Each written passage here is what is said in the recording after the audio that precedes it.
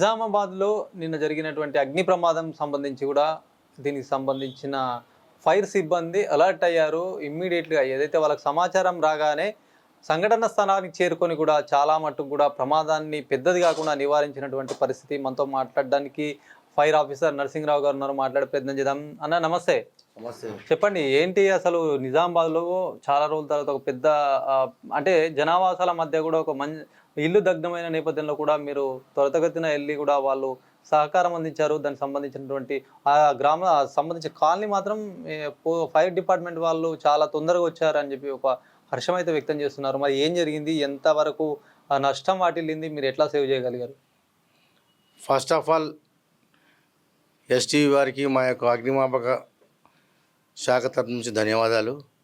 ఎందుకంటే మా యొక్క కర్తవ్యం ఫస్ట్ ఆఫ్ ఎమర్జెన్సీ కాల్ వచ్చినాక వితిన్ 30 సెకండ్లలో మేము టర్న్అవుట్ అయిపోతాం, బయటకు వెళ్ళిపోతాం. ఎందుకంటే లోకల్ కానీ బయట ఏమన్నా గడివాములు కానీ ఏదైనా కానీ మాకు కోటగల్లిలో ఇట్లా ఇల్లు కాలుతుందని చెప్పేసి ఒక మెసేజ్ వచ్చింది. స్పాట్ గారికి వెళ్ళిపోయినాం. వితిన్ సమ్ సెకండ్లో మేము అక్కడ రీచ్ అయిపోయి మేము పైప్ వేసేసుకొని మేము మా పని పైకి వెళ్ళి 2 డివైడింగ్ అంటే ఒక్క దారిన పోయేదాన్ని 2 దారులు చేసుకొని మీదికెళ్ళి కిందికెళ్ళి మేము ఫైర్ను చల్లార్పినాం. అది ఆల్రెడీ చెక్కలు కూరపెంకల ఇల్లు కాబట్టి అది పోయేవారికే పరాటలు మొత్తం కాలిపోయి మట్టితో కూలిపోయినాయి. కూలిపోయిన తర్వాత కూడా మేము ఇమీడియట్లీ పక్కకు చాలా ఇంకా జనవాసాలు ఉండే వాళ్ళంతా ఏడుస్తున్నారు. మేము ఇక లోపలికి వెళ్ళిపోయి చాలా స్మోక్ ఉండే, ఆ స్మోక్లో ఇమీడియట్లీ వెళ్ళిపోయి మేము ఆ మంటలను చల్లార్పినాము. అవి పరాటలు కాబట్టి తొందరగా కాలిపోయినాయి. ఆ పెద్ద పెద్ద దూలాలు మాత్రం అట్లే ఉన్నాయి. ఎందుకంటే అవి దొడ్డుగా ఉంటాయి కాబట్టి అవి సేఫ్గా ఉన్నాయి. ఇక వాళ్ళ ఇంట్లో సామాగ్రి వాళ్ళకి తిననీకి తిండి మా ఏంటంటే నా బాధ ఏంటంటే ఒక దొంగలు పడ్డా కానీ ఒక సామాను ఎత్తుకుపోతారు, సామాను ఉంచుతారు, కానీ ఇల్లు కాలితే మాత్రం చాలా ఘోరమైన పరిస్థితి. కట్టు బట్టలతో వాళ్ళు బయటకు వచ్చి రావడం జరిగింది. రైట్. అయితే ఇప్పుడు ప్రసాద్ శ్రీనివాస్ అని ఇద్దరు అన్నదమ్ములు. ప్రసాద్ ఆయన పెద్ద ఆయన, ఫస్ట్ వాళ్ళ ఇంట్లోనే లాకేసారు కాబట్టి అనుకోని షాక్ సర్క్యూట్తో ప్రమాదం జరిగినట్టు చెప్తా ఉన్నారు. అయితే దాని పక్కన కూడా మీరు వెళ్ళడం వల్ల కూడా ఆ పక్కన ఉన్నటువంటి శ్రీనివాస్ వాళ్ళ తమ్ముడు ఏదైతే ఉందో వాళ్ళ ఇంటికి ఎక్కువ పొంతంలో ప్రమాదం జరగకుండా కూడా మీరు చేసినటువంటి ఏదైతే కర్తవ్యం కావచ్చు, మరి దాని పట్ల కూడా దానివల్ల అంటే మీరు తొందరగా వెళ్ళడం వల్ల సేవ్ చేయగలిగారా?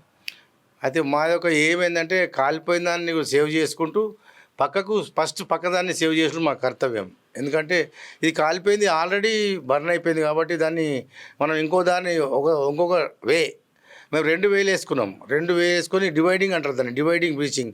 ఒక వే ఇటు, ఒక వే పైనుంచి ఒక వే కిందికి వెళ్ళేసి ఒక వేనేమో మంచిగా ఉన్న వీటికి కొట్టుకుంటూ ఈ మంటలు అక్కడ వ్యాపించకుండా మీదికి వెళ్ళి కవర్ చేసిట్లా అక్కడ పక్కిల్లు పాపం అనేది వాళ్ళ బ్రదర్స్ది శ్రీనివాస్ అంటే అయింది. పక్కిల్లు ఏమి కాలేదు.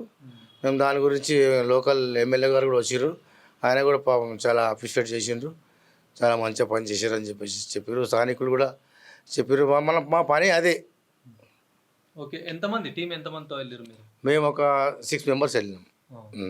నేను వెహికల్ మీద ఇట్లా బాగా ఇది ఉంటుంది కాబట్టి క్రౌడ్ ఉంటుందని బండిని అటకలు పంపించినాం. నా ఎమ్మెల్యే బాలరెడ్డి ఇంటికి ముంగడికి పంపించిన. నేను ఇక్కడ వీక్లీ మార్కెట్కి పోయి వాళ్ళు వచ్చే వరకు నేను అక్కడ ఉన్న స్పాట్లో ఉండేసేసి నేను కూడా మీదకి వెళ్ళి వేయించేసేసి పని చేయించేసేసి వాళ్ళకి సాటిస్ఫై అయినాక పంచనామా రాసుకొని వచ్చిన. రైట్ అన్న, థ్యాంక్ యూ. ఎనీవే, ఇది మొత్తానికి కూడా అగ్నిమాపక శాఖ కీలకంగా వ్యవహరిస్తుంది. ఎందుకంటే అగ్ని ప్రమాదాలు జరిగినప్పుడు ప్రస్తుతం వీళ్ళే ఎమర్జెన్సీగా ముందుకు వెళ్తారు కాబట్టి. ఎందుకంటే రాబోయేది ఎండాకాలం, మరింత యాక్టివ్గా పనిచేస్తామని చెప్తున్నారు. ఎందుకంటే ఏదైతే నిన్న జరిగిన కోటగల్లిలో సంఘటన కూడా చాలా స్పీడ్గా వెళ్ళి ఎంతో కొంత వస్తువులకు సంబంధించి కానీ పక్కకు చాలా జనావాసాల మధ్య జరిగింది కాబట్టి ఎలాంటి ఇబ్బందులు తలగకుండా కూడా ముందస్తుగా తేరుకొని వెళ్ళినటువంటి సిచ్యువేషన్లో చాలా మటుకు కూడా అక్కడ సిచ్యువేషన్ సజావుగా సాగిందని చెప్పొచ్చు.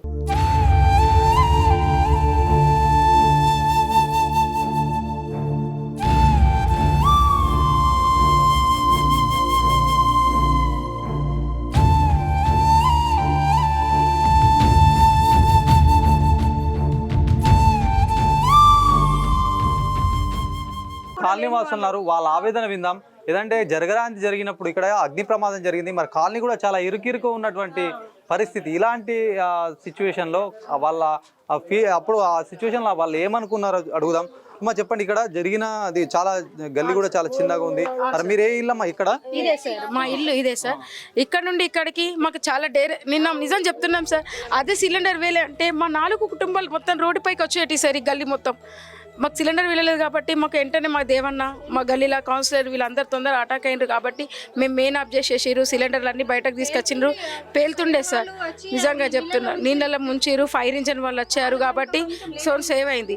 కానీ ఇక్కడ అయితే వాళ్ళ 2 కుటుంబాల పైన మాత్రం వాళ్ళు బట్టల వ్యాపారమే, వీళ్ళు విడబట్టారు. ఇతను హార్ట్ వచ్చి నుండి పాపం ఇతను కూడా వర్క్కి వెళ్తలేడు సార్. వీళ్ళైతే మరీ ఘోరంగా అయిపోయినాయి పరిస్థితులు. మా కాలనీ వాళ్ళకి ఏం ఇబ్బంది లేదు, కానీ వాళ్ళకి మాత్రం చాలా నష్టం జరిగింది సార్. 2 అన్నదమ్ములకు చాలా నష్టం జరిగింది. స్నానం చేయబోయినా, బాత్రూంలో స్నానం చేయబోయినా, ఆమె తాళం వేసుకొని పోయింది ఇంట్లో. ఇంకా ఆయన చిన్న కోడలు ఏం చేసింది, అత్తమ్మ ఏమో వాడుతుందని ఒరిగింది. వాటిలో ఏం పడుతుందన్నా నెత్తులుద్దుకున్న నీళ్ళు మీద పోసుకోలేదు బిడ్డ. నేను సత్యంగా చెప్తున్నాను నా కొడుకులెక్కను. ఇక గూలేదు మంట పొగలు వేసేది చెప్తుంది. ఆయన దెబ్బ సీర ఇట్లా దొరుకొని ఇక పిల్లగాడు ఉండని ఇట్లా పట్టుకొచ్చిండు బయటకు.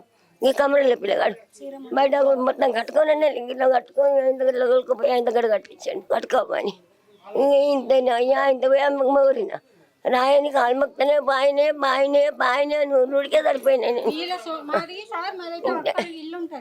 వీళ్ళిద్దరు సౌండ్కి ఈమె టైలర్ వర్క్ వేస్తుంది, పాలు నాడుపుకుంటాను మా ఇంటి దిక్కు వచ్చింది.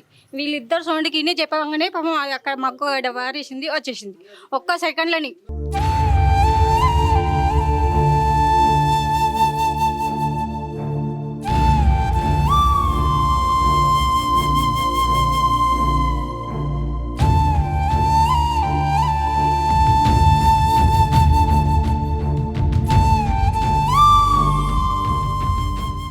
కెమెరా పర్సన్ జగదీష్ తో శ్రీనివాస్, సుమన్ టీవీ, నిజామాబాద్.